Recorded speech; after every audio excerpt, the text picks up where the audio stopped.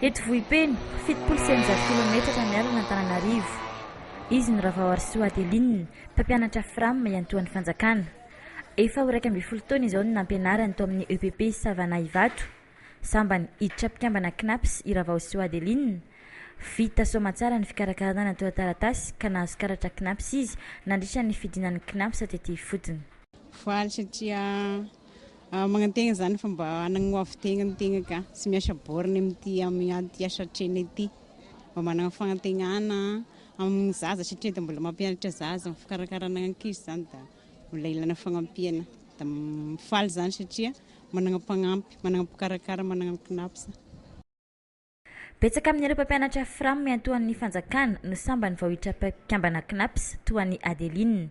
Misy amin'izy ireo no tonga hangataka fanampiana toy ny volan-jaza sy ny volan'ny bevoka ary isan'ny andrandrainy maro ny fisotrondronoany ny zokiolona. Ankoatrin'ny teto Vohipeno dia misy ekipa iray hafa eo anivon'ny tahirim-pirenena manao guichet forain tany Vangaindrano.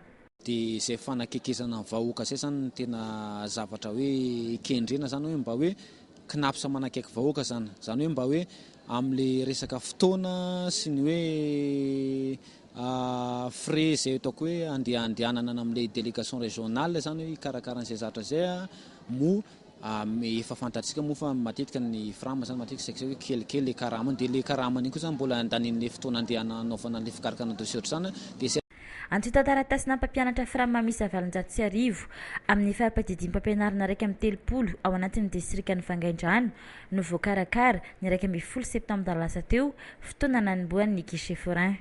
Aharitra tapabolana ny fitetezam-bohitra. Ny ekipa voalohany asa tany Vohipeno kosa dia mbola hitety vohitra maro hatramin'ny 24 septambra izao.